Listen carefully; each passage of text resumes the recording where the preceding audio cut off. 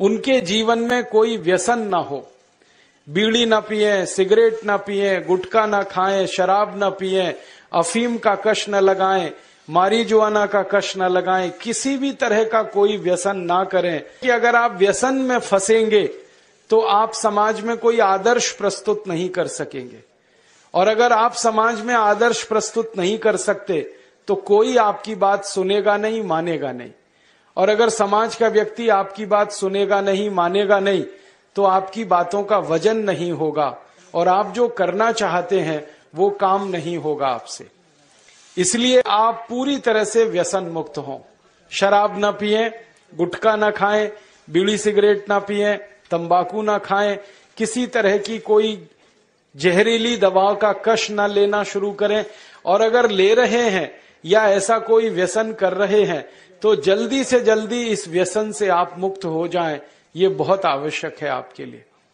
आप ये कहेंगे कि हम तो बहुत सारे ऐसे कार्यकर्ता हैं जो व्यसन नहीं करते, उन सबको मैं बधाई देता हूं, शुभकामना देता हूं जिन्होंने अपने जीवन में सब तरह के व्यसन छोड़ दिए हैं। लेकिन जो छोड़ नहीं पाए हैं उनके लिए ईश्वर से प्रार्थना करता हूं कि जल्दी से उनके मन को इतनी शक्ति मिले कि वो इस व्यसन को छोड़ सकें। मैं एक छोटी सी दवा आपको जरूर बता सकता हूं। अगर आप में से कोई लोग ऐसे हों जो ये कहें कि हम व्यसन छोड़ना चाहते हैं, छूटता नहीं है। बहुत लोग मुझे ये कहते हैं कि बार बार हमें मालूम है कि ये गुटखा खाना अच्छा नहीं है, लेकिन तलब उठ जाती है, क्या करें। बार बार लगता है कि ये बीड़ी सिगरेट पीना अच्छा नहीं है, लेकिन तलब हो जाती है, तो क्या करें। हमें मालूम है कि शराब पीना अच्छा नहीं है, लेकिन तलब आ जाती है, तो क्या करें। तो आपको बीड़ी सिगरेट की तलब ना आए, गुटखा खाने की तलब ना लगे, तंबाकू खाने की तलब ना हो, शराब पीने की तलब ना हो, इसके लिए एक छोटा सा उपाय बताता हूं जो बहुत आसान है, आप आसानी से कर सकते। पहला उपाय तो ये है कि जिनको बार बार तलब लगती है और जो अपनी तलब पर कंट्रोल नहीं कर पाते, नियंत्रण नहीं कर पाते, इसका माने उनका मन कमजोर है। और परम पूजनीय स्वामी जी कहते हैं कि मन को मजबूत बनाओ। मन को मजबूत बनाने का सबसे आसान तरीका है थोड़ी देर आराम से बैठ जाओ, जैसे मैं बैठा हूं, आलती पालती मार के। इसको हम सुखासन कहते हैं। आंखें बंद कर लो, दाहिनी नाक बंद कर दो और खाली बाई नाक से सांस भरो और छोड़ो। खाली बाई नाक से सांस भरो और छोड़ो, बाई नाक से सांस भरो और छोड़ो। जिसको हम लोग चंद्र नाड़ी कहते हैं, उसको सक्रिय कर दो। जितनी ज्यादा सक्रियता आपके चंद्र नाड़ी की होती जाएगी, मन की शक्ति आपकी अपने आप बढ़ती चली जाएगी और आप इतने संकल्पवान हो जाएंगे जो आसानी से कोई भी बात ठान लेंगे तो उसको बहुत आसानी से कर डालेंगे। ये एक तरीका है, बहुत आसान है, ये भी प्राणायाम का ही तरीका है। दूसरा एक तरीका है कि आपके घर में एक आयुर्वेदिक औषधि है जिसको आप सब जानते हैं और पहचानते हैं। हम उसका बहुत इस्तेमाल करते हैं लोगों का व्यसन छुड़वाने में, और उस औषधि का नाम है अदरक। अदरक हम सबके घर में है। इस अदरक के टुकड़े कर लो छोटे छोटे, उसमें नींबू निचोड़ दो, थोड़ा सा काला नमक मिला लो और इसको धूप में सुखा लो। सूरज की धूप में इसको सुखा लो। सूखने के बाद जब इसका पूरा पानी खत्म हो जाए, ये अदरक के टुकड़े हमेशा अपनी जेब में डाल के रखो। जब भी दिल करे कि तंबाकू खानी है, गुटखा खाना है, बीड़ी सिगरेट पीनी है, तो आप एक अदरक का टुकड़ा निकालो, मुंह में डालो, उसका चूसने का काम शुरू कर दो। और ये अदरक ऐसी अद्भुत चीज है, इसको दांत से काटो मत, तो सवेरे से शाम तक ये मुंह में आपके सुरक्षित रहता है। इसको चूसते रहो, आपको गुटखा खाने की याद ही नहीं आएगी, आपको बीड़ी सिगरेट पीने की तलब ही नहीं आएगी और दारू की तलब भी छूट जाएगी। बहुत आसान है, कुछ भी मुश्किल नहीं है। फिर से बता देता हूं, अदरक ले लो, छोटे टुकड़े कर लो, नींबू निचोड़ लो, फिर उसमें काला नमक मिला लो, धूप में सुखा लो।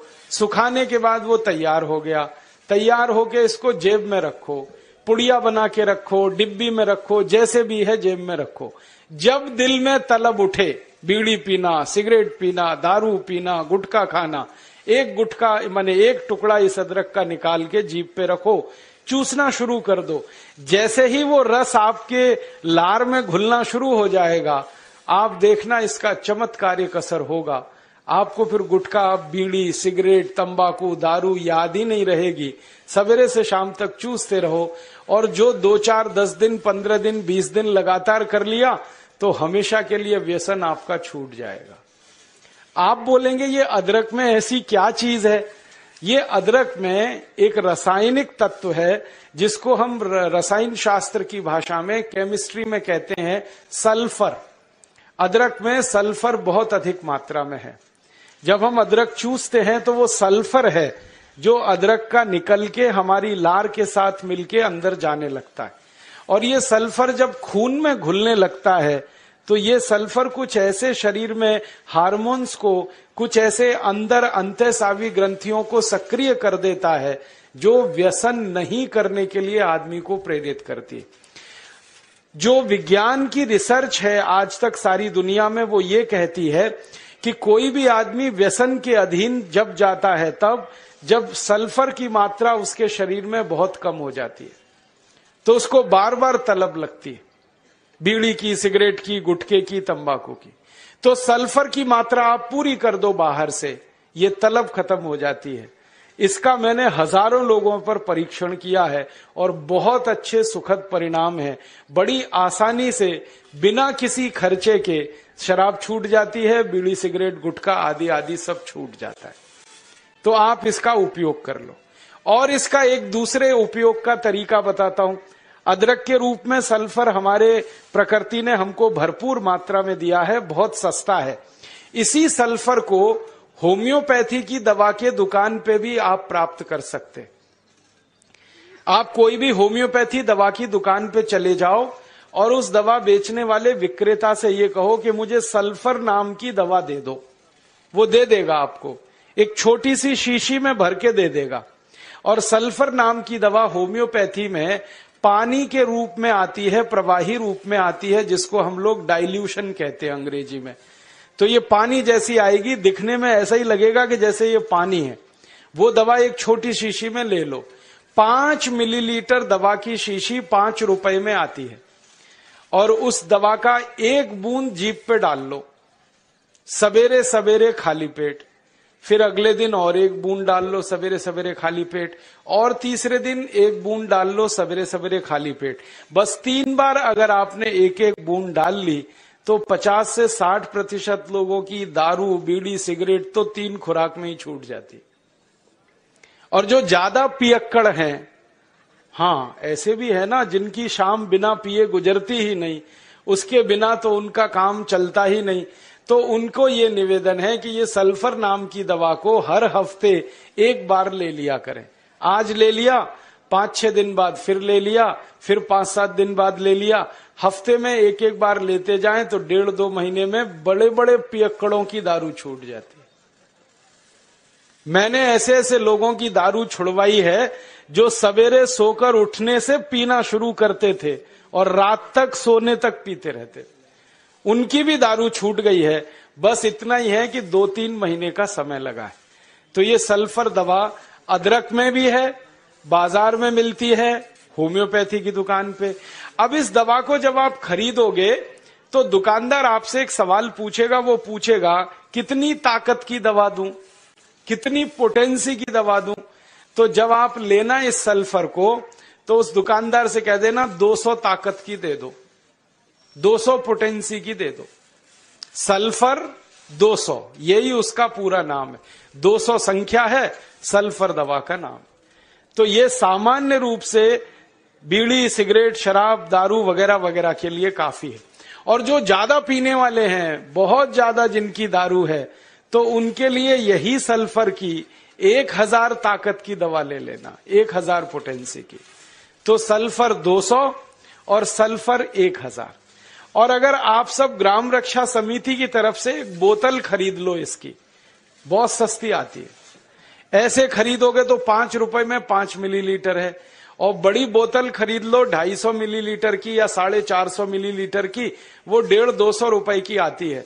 और एक बोतल सल्फर दवा में 10,000 लोगों की शराब आसानी से छूट जाती है, मात्र एक बोतल में। और वो बोतल कितने की है? 250-250 रुपए की, और 10,000 लोगों के लिए वो काम आ जाती है। और कभी कभी इस दवा को और अच्छे तरीके से इस्तेमाल करना हो तो एक बूंद सल्फर को पानी में डाल देना, जो पीने वाला पानी है, और वो पानी जो शराबी लोग हैं, जो पियक्कड़ लोग हैं, जो व्यसन करने वाले लोग हैं, उनको पिला देना। ये पानी में और अच्छे से काम करती। कई बार तो मैंने ऐसा भी किया है कि एक बाल्टी पानी ले लिया, उसमें एक बूंद डाल दिया, अब वो पूरा पानी ही दवा हो गया, उसमें से एक एक चम्मच पिला दिया लोगों को, तो भी व्यसन उनके छूट जाते हैं। तो एक बता दिया मैंने आपको अदरक, उसका इस्तेमाल करना है व्यसन छोड़ने के लिए, और दूसरा बता दिया मैंने आपको सल्फर जो होम्योपैथी में है, एक 200 ताकत की, एक 1000 ताकत की। और पहली बात जो सबसे पहले मैंने बताई कि मन को थोड़ा मजबूत कर लो, तो बाईं नाक से सांस लेना, बाईं नाक से सांस निकालना 5 मिनट रोज सुबेरे भी अगर आपने कर लिया तो आपके जीवन से सब तरह की कमजोरी मन की खत्म हो जाएगी और व्यसन छोड़ना आपके लिए बहुत आसान हो जाएगा। तीसरा और आखिरी संदेश कि आप अपने जीवन में हिंदू हैं या मुसलमान, सिख हैं या ईसाई, जैन हैं या बौद्ध, ये सब अपने घर तक सीमित रखो। हम हिंदू हैं, कोई मुसलमान है, कोई सिख है, कोई ईसाई है, कोई जैन है, कोई बौद्ध है, ये सब हमारे व्यक्तिगत जीवन तक सीमित रखो, अपने घर तक सीमित रखो। तो आप सब भारतवासी हो और भारतीय हो, सिर्फ इतना ही याद रखो। काम करने के लिए हम जब घर के बाहर निकल गए तो हम सब भारतीय हैं। घरों के अंदर जब तक हम हैं तो पूजा पद्धतियां हमारी सबकी अलग अलग हैं। कोई हिंदू तरीके से पूजा करेगा, कोई मुस्लिम तरीके से करेगा, कोई जैन होगा, कोई बौद्ध होगा। तो घरों के अंदर हम हिंदू, सिख, ईसाई, जैन धर्म, बौद्ध धर्म पालने वाले व्यक्तिगत लोग हैं। घर के बाहर निकलते ही हमें भूल जाना है कि हम हिंदू हैं, कोई मुसलमान है, कोई जैन है, कोई बौद्ध है। हमें एक ही बात याद रखनी है कि हम सब भारतीय हैं, भारत माता के सुपुत्र हैं, भारत माता की सुपुत्रियां हैं, भारत माता हम सब की माता है, हम आपस में भाई बहन हैं। तो मिलकर अपने भारत माता की रक्षा करनी है, मिलकर अपने भारत माता की सुरक्षा करनी है।